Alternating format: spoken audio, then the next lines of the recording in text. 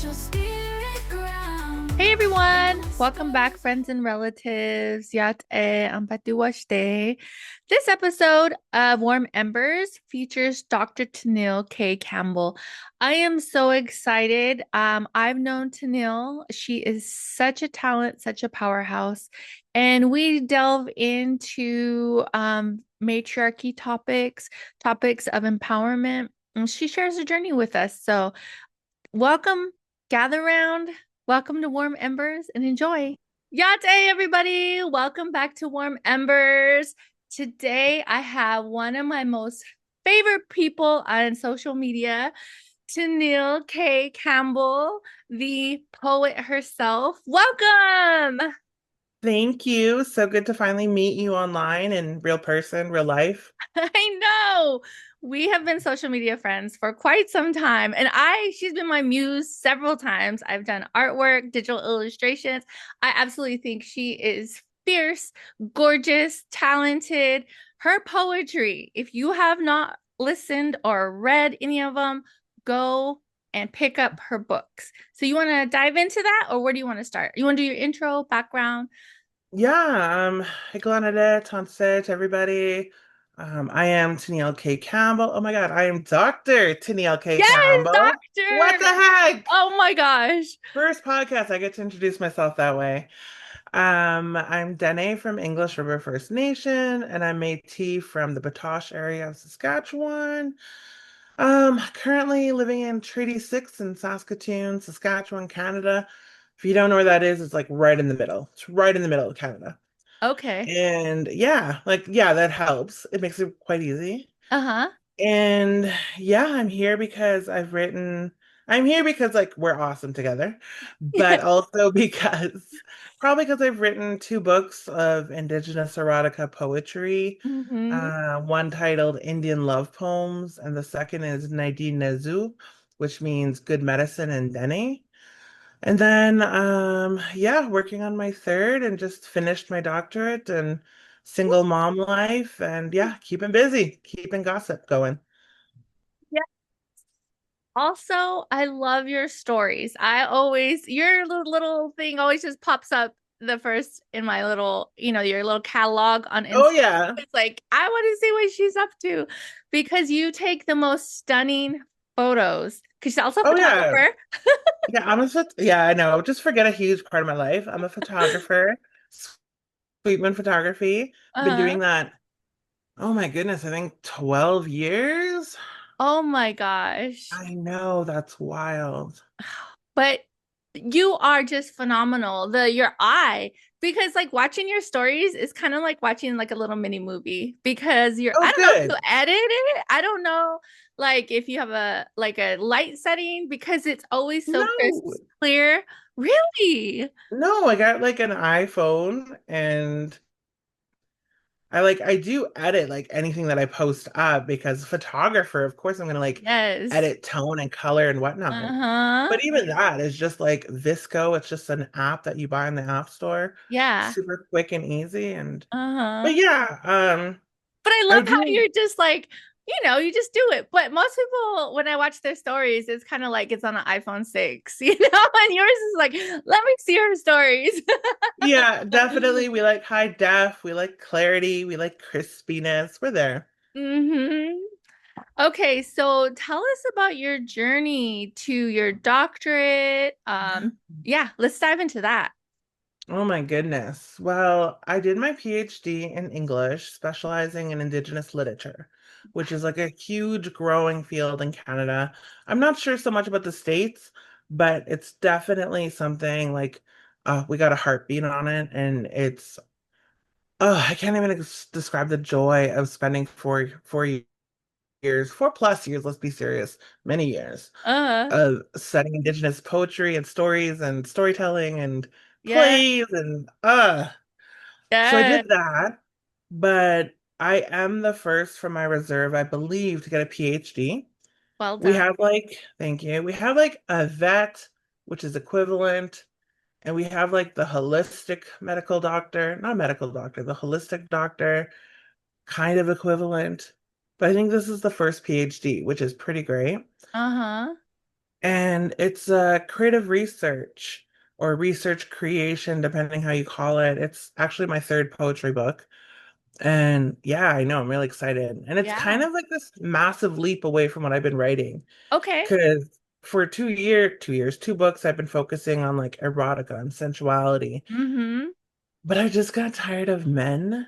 Oh, okay. I know women are gonna be like, I felt that. Yeah.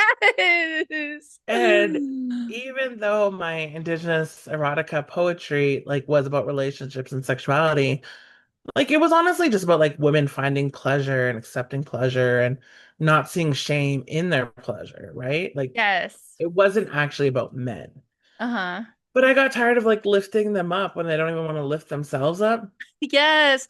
Well, I think Mm, also like we're going from I feel like empowered by your poetry. Like yeah. you, the matriarchy point of view, like like no longer being like this forced Christian shame that you're like setting us free.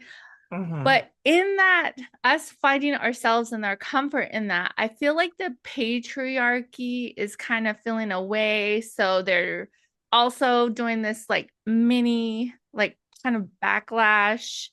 And so I think that's kind of this dynamic. Like when you're trying to make a change, your habits really work against you, like I'm Hmm. gonna try and eat clean for 10 days. Like on the third day, you're like, oh my God, a hamburger would be so good from like Burger King or whatever.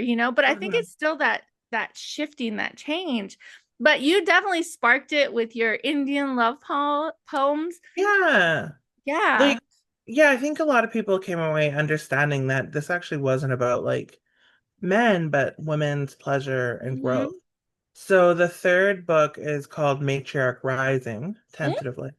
Mm-hmm. And it's kind of all about, I'll say like lessons I wanted to teach my daughter and my Oh, nieces. Like yeah. this idea of like what do we leave behind? Like what are our teachings?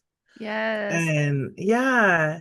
And so there's 4 different sections. Number one is about like self-love, because like as a plus size baddie, there's Yes. so much like negativity around like fatness and rolled like dimpled skin and double chins. And I'm just like, no, like none of that actually really matters. Like we have to love ourselves, we have to love our bodies. They Yes. carry 100%. us, like, and no matter what form your body takes, like you are worthy of love and respect and admiration. And so there's like that process. And then the second one was about motherhood, because I've never really written about being a mother. Okay. Yeah. And I kind of held that role so sacred and Yes. I didn't want to talk about it too much. Mhm. So I really delved into it, like love poems to my daughter, to my nieces. Oh my God. Yeah. And like to my mother, like the Uh-huh. first time I thought of her outside of her own motherhood, like Uh-huh. she was a whole person before me. What? Yeah. Yeah. And well, the third section is probably one of my favorites. It's about aunties, because not everyone Oh. wants to become a mom or can Mhm. become a mom, Mhm. but like the role of auntie is just as sacred and as special. And just like love poems to all the women in my world. And there's this one poem in there, whenever I read it out loud, I like cry. And Yes, I'm I'm like, about to you cry have now. to I'm just like, oh, no. I was like, I you love have to get it. this together. Yes. But there's one line, and I'm just paraphrasing. I don't want to give it away. But like I might not leave you riches in the world, but I leave you the aunties. Like those are my Um, riches. And yes. like as Oh my yes, God. I'm tearing I up because I oh, know. it's like the you just posted one about um antihood, I think in magic or something. Yeah, Oh when my aunties God. gather. Yes. Yes. Oh my God. Because I don't like in our community, aunties such hold such a respectful role to where your children don't always listen to you, but when the auntie comes and talks, I mean, oh yes, you're just making me tear up with I love your Oh, way of good. seeing You're gonna things. love book three. You're gonna Yes. love book three. And then the last section, which I also really like, is about the land, because we Hmm. have such connections to it. Like I grew up on reserve and Hmm. now I'm like an urban Indian, and I spent like a lot of time traveling, as we do, as we know. Hmm. And this idea, like we have to acknowledge, like sometimes we're guests on the land, even though this is all Indigenous land, and Mm. like what protocols and like what does the land remember, and also like just realizing like we are nothing in the story of the land. Like we are a blip. We are a bump in the road of Earth, and it's really humbling to put yourself in like that timeline. Um, Yes. yeah, like, yes, all our problems are so small compared to how long this earth is going to continue to rotate and carry our stories. And yeah, just this idea of like being so small, but being part of something so big. Yes. Yeah, That that's what I've been is thinking just about. so, Yeah, but yes, because it's so overwhelming. Like, I love to look at the night sky and compare, like, these stars have been burning for how long and how long have we been on this, like, as a people, right? Like, yeah. how long back do our stories go? So there was this thing I read, and I don't even remember, maybe you've heard it, but like if we touch our belly button and we follow it backwards, we all go back to like the same people. I love Like that. your belly button, you just like follow it back, that lineage. And I don't know where I read that at, but I thought that was so beautiful. And what you're saying now is just kind of like encapsulates that. And I just can't wait for your next book. Oh, I you're so know. good. The way you like take us into your how does Tenille see these things? Like, are you driving and then you're like, know? Oh, excuse me. We're getting over a cold. I've talked about that. I know I was laughing because I've been thinking about time for a long time, Mm-hmm. ironically. And years ago, my brother drove me to Vancouver. This was like 10, 15 years ago. And my ex and I don't really talk about my ex too much, but we lived in Vancouver at the same time together. And he was a welder. And I like pointed out these places he had literally built, had been part of constructing. And the idea that his presence had made such an impact on the land there.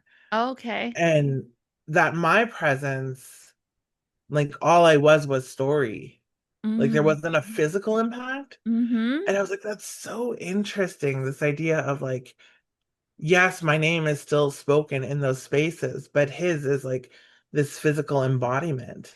Ooh, I know. And I that don't know. is And I deep. don't know how I feel about that. Yeah. Yeah. But this idea of like memory versus physicalness and like what counts as we move forward. So these are all ideas that I brought into this like book and we explore through poetry. Yes. And I love that poetry captures it so well within just those few words. Whereas you Hmm. could sit and write a chapter book, but it wouldn't have the same feeling as your poetry. Do you know what I mean? Like the Well, give me a sec okay, because okay. I am working on my first novel. Really? Okay. Yes. Ooh. Yeah, I kind of find like I'm more storyteller Uh-huh. so that I can like tell stories in multiple genres and styles Mm-hmm. as opposed to just saying I'm a poet. Yeah. Yeah, so I'm working on my first novel, Okay. so you'll have Oh, to is let me it know like if I capture those feelings for you. yes.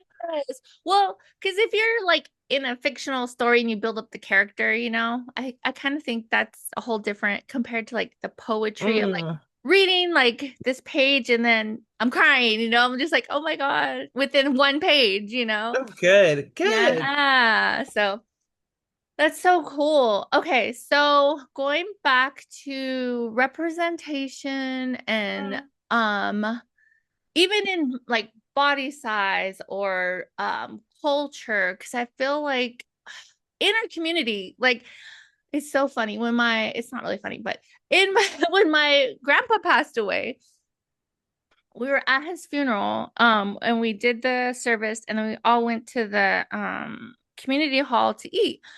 And then my whole family, we're all like, we can carry a bale of hay. We can, we are Hmm. not petite. And this person came in and she was really tiny. She was probably like a size 6 or something. And we're all like, who's that? Like, we're not related to that person.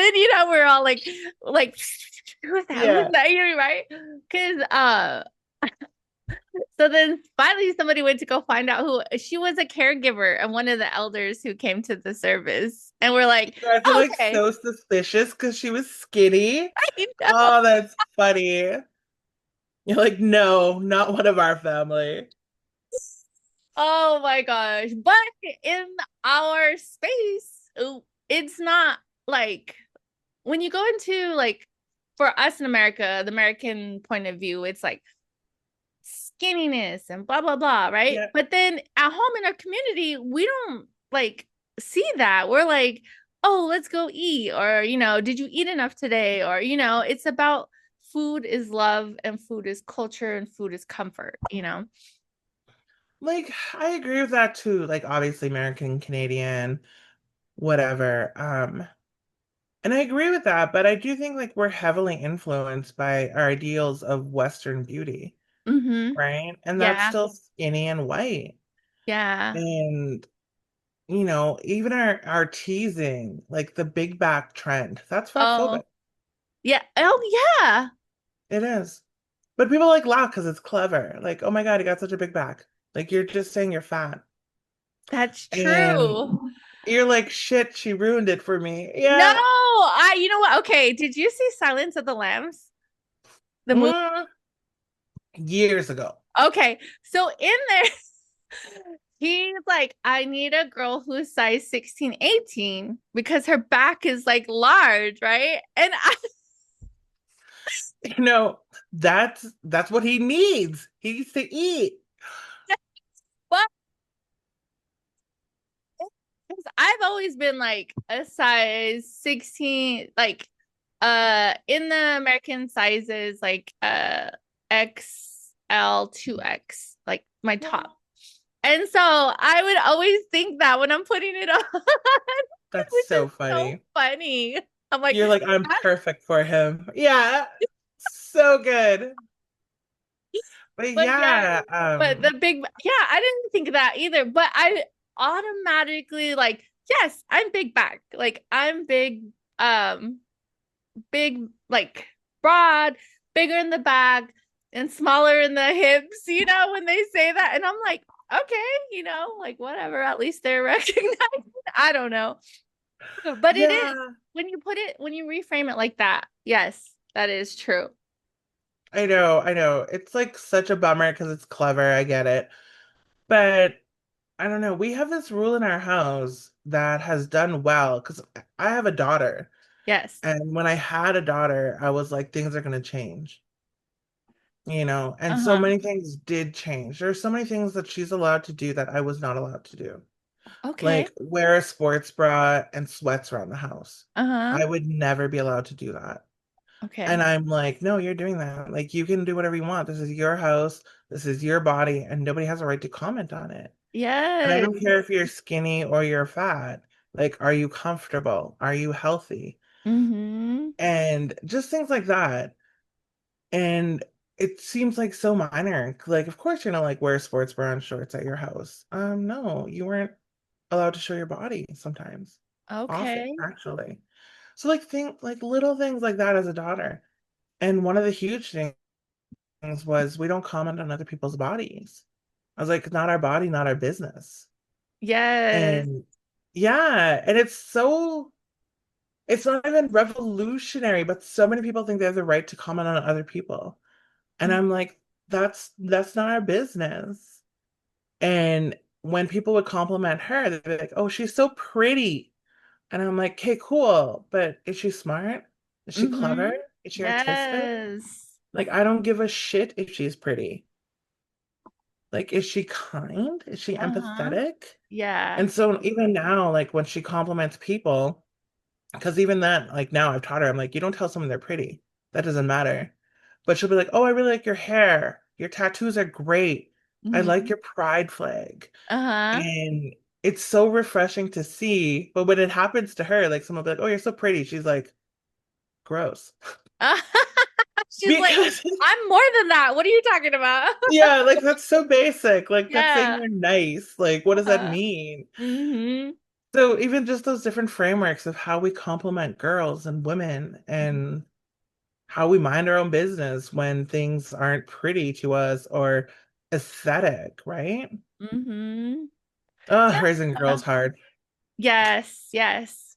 I have my daughter and I've Yeah. always like never the same thing like because growing up like heavier I knew how it felt to be judged by the outside society. So I made the like conscious, like, I won't make comments on people's bodies because I know how that Mm. felt. So, yes. And even in my artistry, which I find very fascinating. So now that I'm trying to read the analytics and figure out like what's really doing well, because usually I just post it and don't really look at Yeah. about the who's liking it or whatever because I just post it because I liked this here, and the smaller framed people in my artistry because I cover all sizes don't do as well as the like larger full bodied people, which I love Mm. that. I was like, okay then. I think there See, was I find like, sorry, jumped, interrupted. mm-mm. Shame on my ancestors. I know, I've been living in the city too long. I'm sorry. But it just like triggered a thought. Like I find with my photography especially, I make it such a focus to highlight plus size or other sized bodies, right? Yeah. And I find that it gets a lot more engagement, but my thinner, more traditionally sized like images go further. Like they're Okay. shared more often. Oh, I interesting. know it is interesting and like what people connect to or what they want to share or Uh-huh. yeah, I don't know. That's yeah. We know too much about the shit we're putting out now, I feel. I do too. Like, yes, I feel like that's a whole nother language, reading analytics and understanding. Like, I like it when it was simple. Like, I like drawing this. So here it is, everybody. And then go on to Yeah, the just next double thing. tap it. Yeah. Yeah. But now it's like, okay, I'm building a brand. So I have to be aware. It's like a whole Well, thing. even with like this old blog, the blog I used to run, T and Bannock, right? Yes. Yes, love Tea and Bannock. Where I'll probably take it down this year because it's been 10 years. No way. But I know. But it's beautiful and I love it. But what I You know what? found, Oh, go ahead. okay, what I found with that is whenever we posted very traditional images of Indigenous people doing Indigenous things, Uh-huh. like berry picking, tanning hide, like gutting fish, like very northern Indigenous things. Loved it. So much shares, so much views. But Mm-hmm. when I'd post like a young modern Indigenous girl in the city, Yes. like much more limited. Like people didn't connect to this idea of Indigenous and urban or Indigenous and modern. Like Mm-hmm. stereotypes, like you said, people are very comfortable, even our own people are very comfortable with these images of us in traditional settings, be that American, Canadian. What are you, Navajo? Yeah, well, I'm enrolled. I'm a citizen of the Navajo Nation. Ooh. And my father was from Pine Ridge, so I'm also Oglala Lakota. Okay, but cousin, because the Dene and the Uh-huh. Navajo are relations. Yes. Um, yeah, it was just wild how we like kind of perpetuate our own stereotypes. Mhm. Like we're very comfortable with these stereotypical images of indigeneity. Mm. Yes, so much so. Oh my God. I feel like this should be somebody's thesis because Oh, I'm sure it is. Yeah. yes, because I've also been looking at people's Instagram, doing research on like what's working for these people, and then um one of my friends is really attached to this coffee roasting company. And so I was like, oh, what do they post? Right. And I remember following them when they first started and they did uh native design and then like coffee beans and Uh-huh. coffee cups and this and that. And it really wasn't getting that much engagement. And then I noticed not recently that they posted a black and white photo of something back in the like 1800s, and it was like 900 likes, so many shares. And I was like, that's interesting. It doesn't have anything to do with coffee. So I go to look at their account. They grew to like 15,000 followers, and the majority of it is like 1800 style photography. And then every now and then it'll be like a bag of coffee beans. Hmm. I know. I was like, Okay, send me that link because that's interesting. yes. But yeah, even okay, I'm not naming names, never. At least not in public. Okay. But I know more than a few influencers, and this is no shame to them, Yes. who changed their audience. Because like when I'm talking to you, it's different than when I'm talking to like a non-Indigenous audience. Mm-hmm. Because there's things in the know, there's cultural nuance. I don't have to explain a lot. Our Yeah. humor's humor. Uh-huh. And you could tell like when the switch happened, when they realized that their audience was more non-Indigenous, more white, and they kind of like really leaned into like that indigeneity Oh, stereotype. And yeah. I'm like, we all know you don't wear a ribbon skirt as you like go for your morning jog. But you Uh-huh. do you, girl. You do Yes. you. Yes. And it kind of makes me laugh because I'm like, get paid, get that money, get those brand deals. I'm here for you. I support Yes. you. But Yeah. it's also wild how people, non-Indigenous people, want to devour our image of what they Mhm. think Indigenous is. Yes. Mm.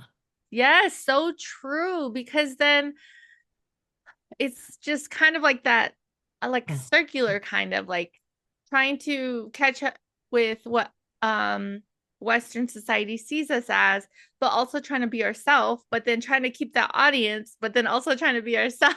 It's like, no, just Hmm. get off there, that little circular thing, and just be who you are. But I get it, it doesn't sell things. I'm about to put on a big headdress and give somebody a spirit name. And I'm just kidding. Don't even make me cancel you because I would be like, I thought she was cool. I thought she was cool. I'm just Oh kidding. my No, God. I would never. Yeah, I would never. I might do some, well, you just saw my stories. Like I like ended up in like this PPE, like this neon jumpsuit, this like hat. And I was like, the things I do for money. Yes, yes. I was like, "Ooh, is she inspecting somebody's building? What's Oh going my on in God. here?" No, I was doing a photo shoot of like Indigenous people working in mining companies, but you have to like dress in PPE, like protective Yeah. gear. And I Hmm. was like, I'm never doing this again because I look like a neon bug. This is ridiculous. It was so funny. So unflattering. Because when I worked in environmental, we would have to go out in the field and wear the big vests and the hard hat, the Yes. funky eye protectors. Yes. But we're safe. We did it. We did it. Yeah. Yes. Okay. So I want to jump into um Indian love poems that just set our little hearts ablaze. I remember I don't know. So there's Joy Harjo who does her poetry, but when Mhm. yours came on the scene, it was just like aunties and grandmas and everybody sharing this, like, oh my God, who is she? Look at what she's up to, look what she's saying. I mean, how did you feel in that moment? It's really interesting to see like this American perspective of it because I'm in Canada, right? Yeah. And when it first came out in 2017, I was actually really nervous. Like I grew up Uh-huh. in a small town, small reserve, Roman Catholic. Father went to residential school. So like all that inherent repression. Mm-hmm. And this book was definitely like my diary of learning to like love my pleasure, love my body, love experience. And Uh-huh. even though sex has always been like a positive thing for me, thankfully, Mm-hmm. talking about it wasn't normal. Yeah. And I knew I knew that when this book came out that my name would forever be tied to Indigenous erotica because it's such a small niche Mm-hmm. area. Mm-hmm. And I was like, oh, am I ready for that? like literally like shaking when I opened the first book I got from the publisher. Oh my gosh. Oh, I know, right? Like this is Uh-huh. so it's such an important conversation still. Um, but I had to be ready because I was like, you're kind of responsible now for the words that you put out into the world. Mm-hmm. Yeah. And then it kind of just blew up in Indian country here. Uh-huh. Like social media definitely has helped. Publishing in that era of Instagram and Facebook and putting the poems online, like segments of it, stanzas, Uh-huh. really made it accessible to people Hmm. because not everyone has a bookstore, right? Not everyone Yeah. has Amazon delivery. And that was really wonderful because there was an immediate response I could gauge. People could DM me, they could email me, they could message me, they could share. Mm-hmm. And for the most part, it was really positive. And I That's was like, okay, like we're ready for this talk, I guess. We're ready for this joy. yes. That's what it is. The joy, right? The joy of Mhm. somebody seeing me, somebody seeing and feeling, putting to words experiences that maybe I feel like I can't express myself, but I can share this poem, like I could read this. So, yes. So, what Yeah. was some of the negativity? Did some people call you out then? I mean, in Indian country, we're always up to something. I know. We always got opinions. We always got opinions. Yes. There was a couple DMs from women, older women, Okay. who were like, this isn't our way, this isn't sacred. And I was like, well, first of all, like I'm Dene. Like, Uh-huh. I'm not gonna use this pan-Indianism to describe our sexuality. Yes. So my way might be different than your way. Mm-hmm. And then like second of all, like we're all on our journey. Obviously, I want to discuss this with people who want to explore sexuality in a positive way and like confront their own biases against body and pleasure, especially women's pleasure. Mm-hmm. And if it's not for you, then it's not for you and you're not ready and healing for sent your way. Like I learned really early on not to take any of that personally because it wasn't about me. It was about them. Yes. Yeah. That's a big lesson right there, right? Like Mhm. how somebody approaches you is about them, not you. Yeah, yeah, like the women who were like ready for the talk, right? Ready to discuss Yes. this. Uh-huh. It was mostly they just wanted someone to listen to them talk now. Because they had read my diary, they had read Indian love poems. Uh-huh. And often at poetry readings, when we were doing them, people would come up to me and they'd be like, I read this in bed with my boyfriend or my partner last night. And like before even saying hello, right? Because they were so excited to share their story. Uh-huh. And it's always been like that. And it makes me laugh, but I get it. I get it. Like I told you my story, now you're telling me yours, and we're best friends. I get it. That must be so sweet to know that your work resonated with someone on that level that they feel like, let me gossip with you, bestie, like, Oh, it's so funny. And it's so funny because I have three brothers, right? uh-huh, We're all very close. There's four of us in 4 years. We're very close. And my younger brother made me laugh so hard because he worked in the mines at the time. And he'd come home and he'd like buy up 10 of my books and uh-huh. then he'd take them up north and he'd sell them at the mines. And I was like, what are you doing? And he's like, women know who I am because like I'm your brother and they think I have your book. So now I have your book. And I Uh-huh. gave it to people and I was like, have you read it? He's like, gross, no. And I, and I was like, okay, good. Like boundaries are still in place. Goodbye. Yes. Yeah, so even just like that way of having like these men in my life advocate for this book and kind of like being in that place to support it, I was just like, that's so cool. That is so cool that your family, your brother supported. Yeah, I love that. That's so sweet. Oh, I know. It was like his shining moment. And now he gets a little irritated because a couple of them get irritated because my two older brothers were hockey players, right? Okay, uh-huh. Yeah, problematic, red flag. And they were very good and they're very well known in the North. Hmm. And so we were used to being like, oh, are you so and so's sister? And now, like even a couple years ago, we were at a hockey rink and I was visiting my niece, like playing hockey, whatever. Uh-huh. And I was with my brother, and they come up to us, and they're like, "You're Tenille Campbell, hey?"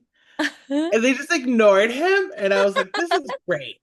This is wonderful. Yeah, this is all worth it now." And he's just like, "Psh," and he like walks away, like gets his coffee. I was like, "Goodbye, peasant. Goodbye." You're like, now I am outshining you.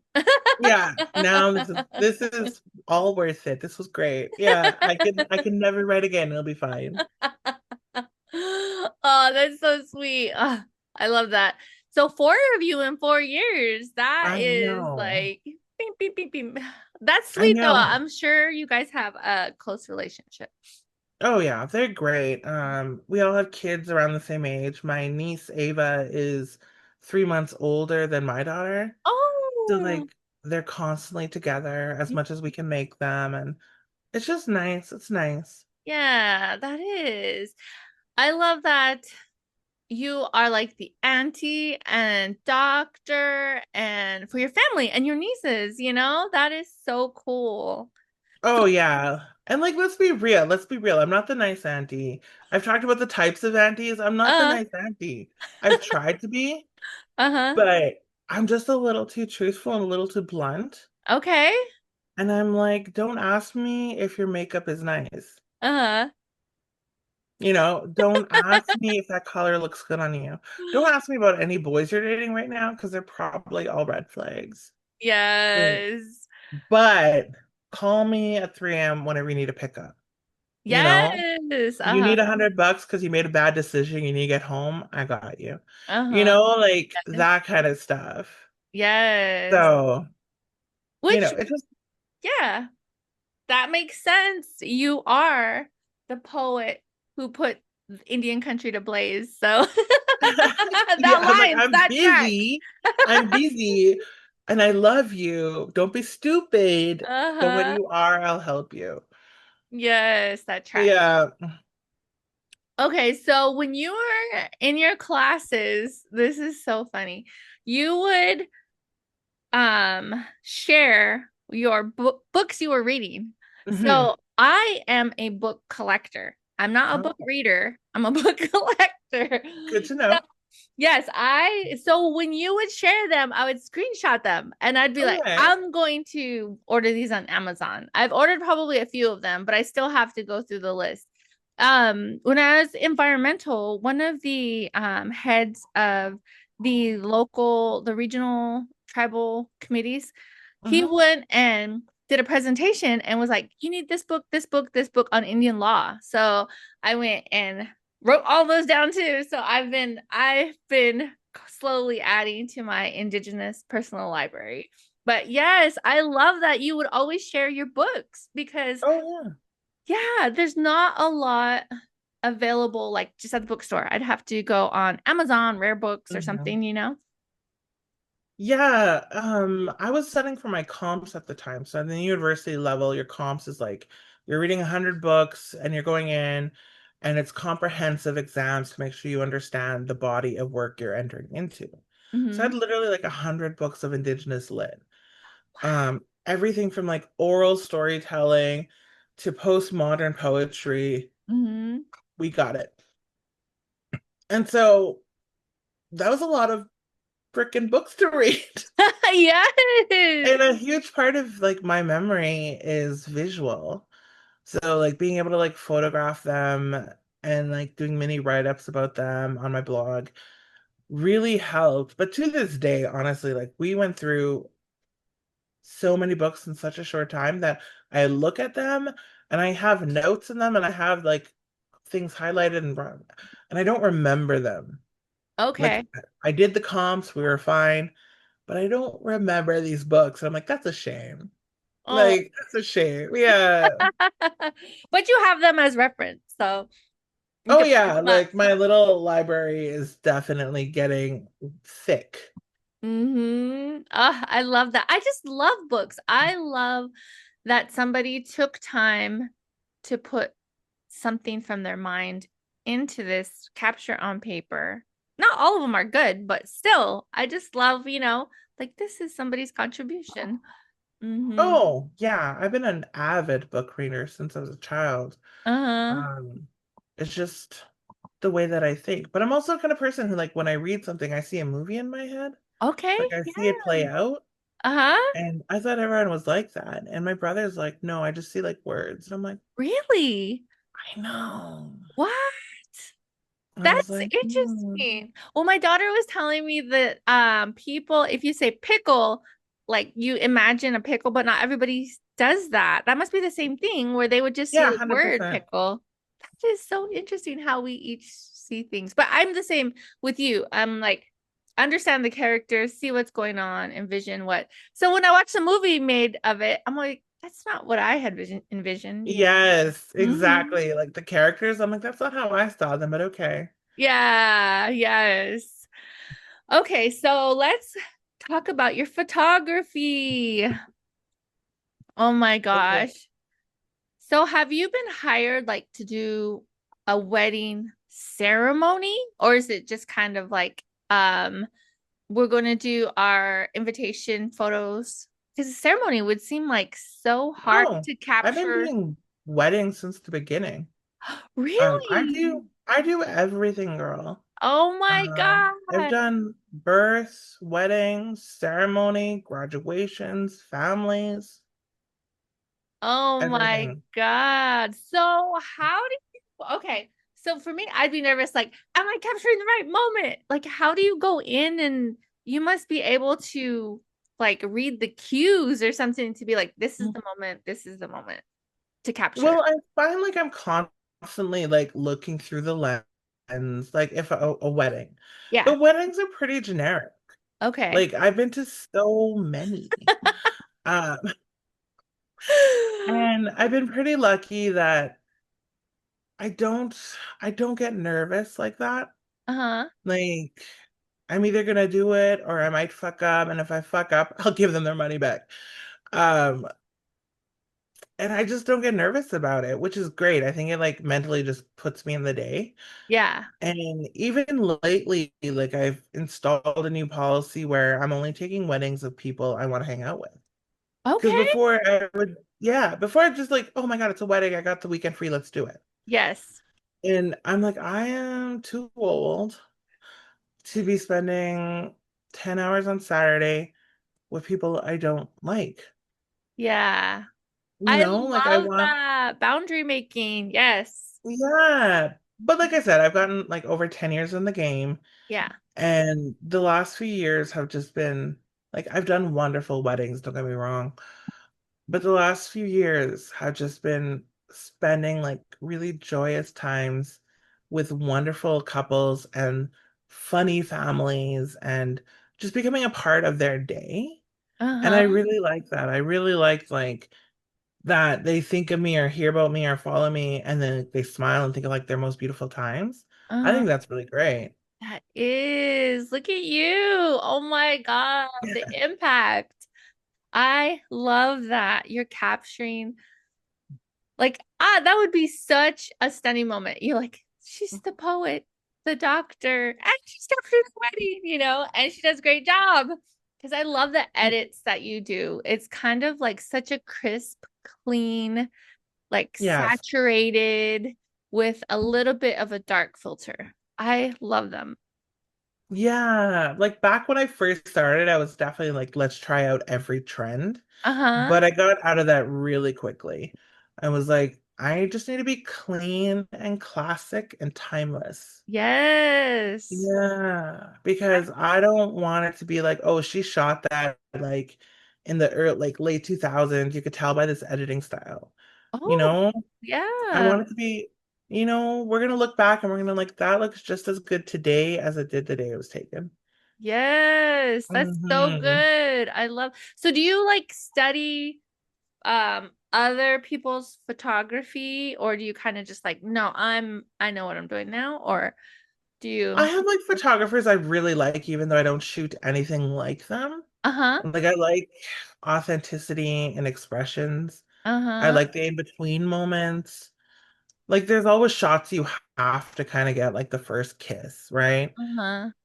But I really like that shot of when like they're walking down the aisle after they've been married and they're just slightly dazed and confused, like we did it, right? Like there's just that Uh-huh. moment I really like.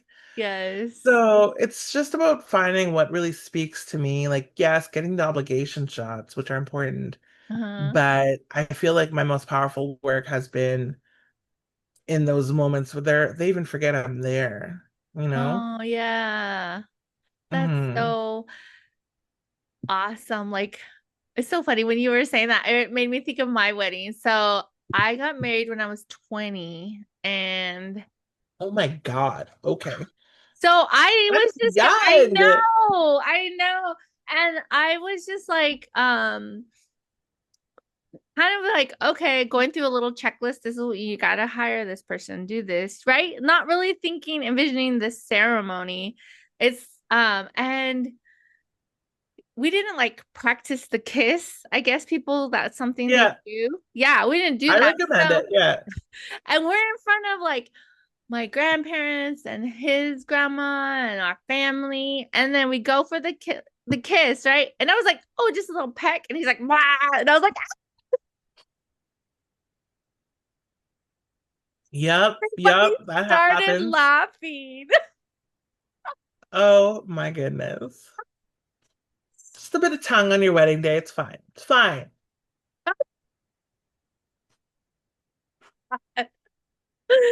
So funny, but yes. I don't know. Have you seen moments like that? Or did everybody practice? No, they've been pretty good. I've definitely seen like couples like make out at the altar, and I'm like, Oh, cute. whoa, Uh-huh. whoa. Yeah, like, sir. But I find often a lot of times it makes me laugh because if they're standing and they like lean in and they like a little bridge, like peck, I'm like, Uh-huh. that's so ugly. Like, press your bodies together. Like, Uh-huh. that is what we want to see. Just Yes. visually, like, as your photographer, like, step together, please. But yeah, we've definitely like, and I also encourage engagement sessions. Like, I really do like them. Um, but people are not necessarily always comfortable in front of a camera, of course. Yeah. And kissing for the camera is so much different than kissing just in real life. And Okay. I'm like, some of these things you just gotta practice. Like, Hmm. who leans towards the camera? Don't squish your nose. Where do you put your hands? Like, all these things, even though like my pictures look effortless, they're Uh-huh. not. Like, people move through these processes until they feel comfortable. But definitely in the background, I'm in the back going, Cass, Cass. Like, I'm like giving very loud direction. Oh my gosh, I love that. I just love your photography. So, listeners, go check out her page. If you're not following her, follow her already. Like, just get on it because you just create beauty and just such great, evoke such great emotion. You're, yeah. Oh, So, good. yeah. Okay, so it's almost Q4. One of, like I said, Ah, it's almost Christmas movie review time. yes. On your stories, you always Hmm. provide. I'm watching this and this is what I thought about it. Hmm. Hmm. I Hmm. love it. The Yeah, I started doing it like 3 or 4 years ago because there's so many Christmas movies, right? hmm And I am a Christmas fan. Like November 1st, I'm like ready. I'm ready. And I like Christmas lights, I like Christmas decor, and I like Uh-huh. Christmas coffee, and like just Christmas me. Christmas Yeah. me. And I watch a lot of Christmas movies like in the background as I'm editing, as I'm working, etc. Because I'm so computer based. Uh-huh. And I just started kind of reviewing shit because I don't know. I was obviously in a Christmas fever, but there are certain things I look for. Uh-huh. Not necessarily dialogue. It is a Christmas movie. We're not looking for freaking Shakespeare here. Yes. Um, but like lately, as I've grown and become just more like of a critical viewer, I really want to see like a non all white cast. Like let's throw Yes. some visual diversity into there. Like Mhm. brown people like Christmas too, man. Like, Yes.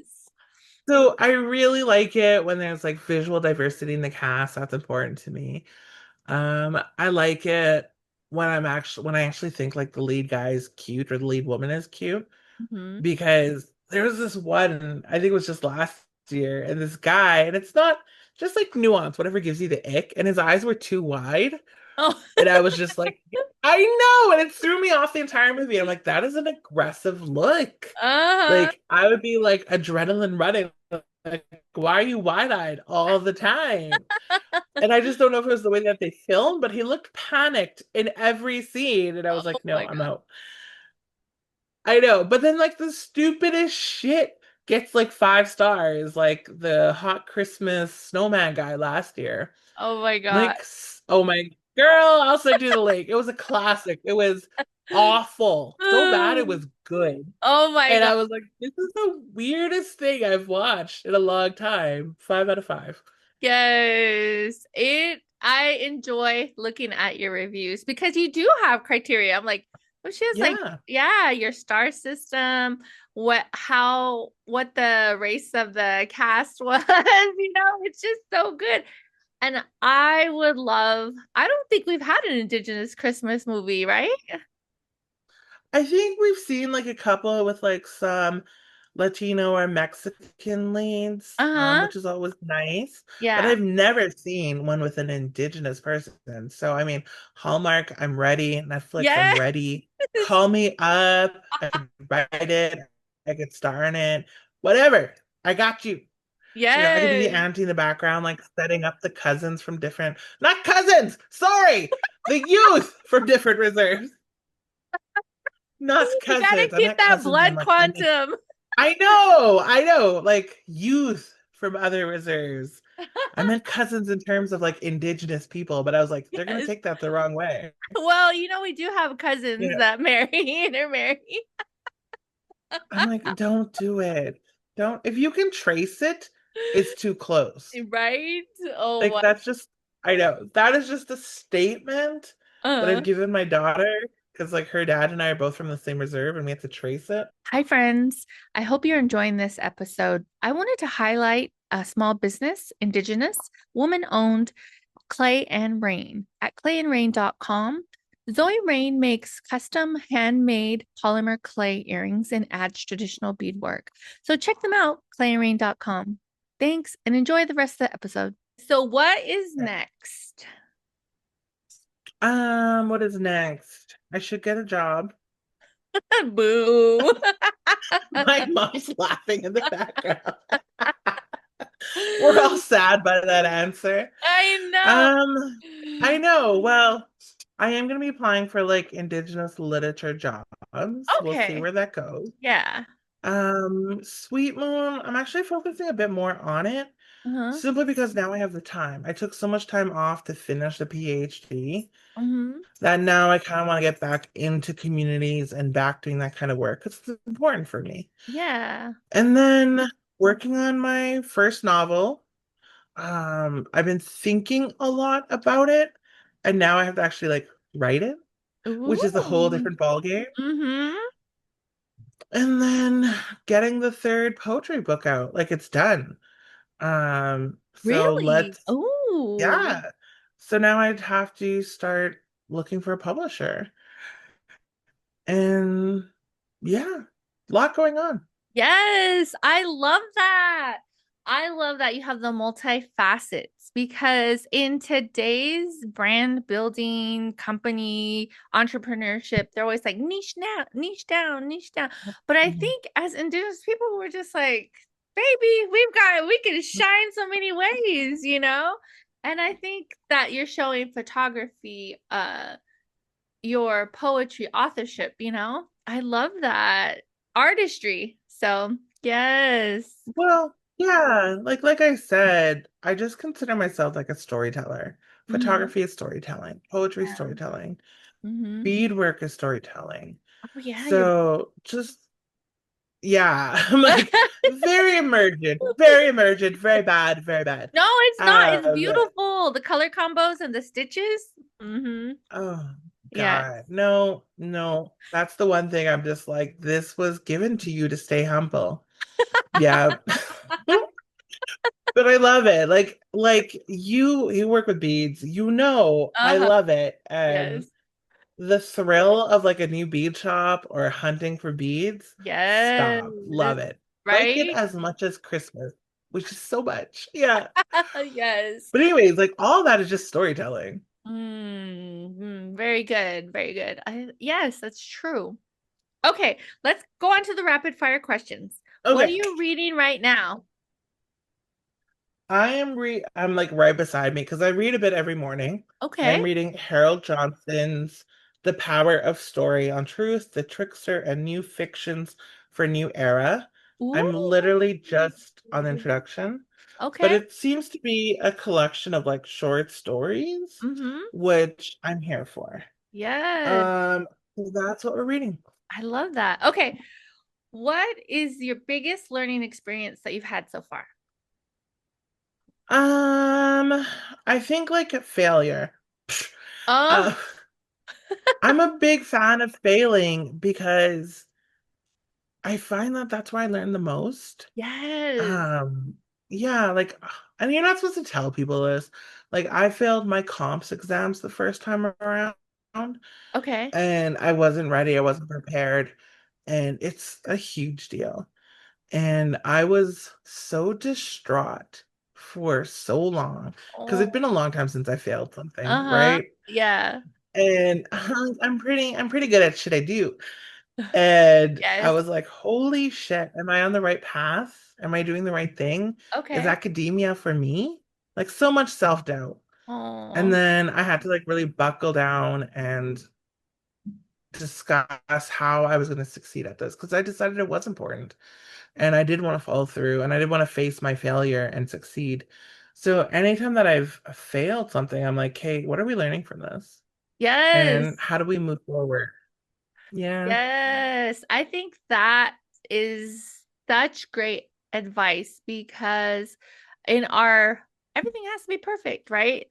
Scenarios, it's just not helpful mental health wise, just personal health wise, like it's not. And the more that we could talk about our failures and pivot, and then go in Hmm. direction or um like the analytics, like looking at that, what's not working? Okay, let's fix that.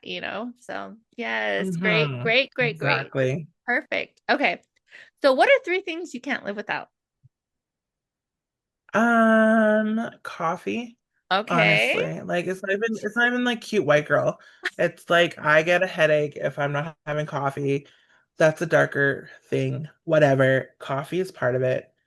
Um, art Mm-hmm. in any form.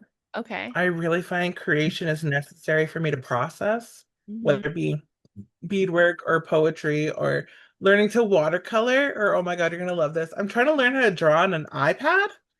I Okay. can't draw. I know I can't draw, first of all. But I was like, I bought an iPad, an Apple Pencil, and Procreate. I'm like, I'm gonna learn how to do this. Yes. No, so bad, so bad. Oh, but that's But it it's right so now. joyful. Yes. It's so fun. So Mm-hmm. art, and probably, what else? Probably a camera. Okay. Be it an iPhone or a Polaroid, or I always have a camera on me. Uh-huh. And it's part of like how I capture memory and story. And it's also like tied to the fact like I had a grandmother who passed away from Alzheimer's. And Oh. at the end, it was so interesting how much she forgot, but what she remembered. Like what was important to her to the very end. Uh-huh. Not English. She did not speak English, but Oh, yeah, she was like, I don't need this. Yeah. yes.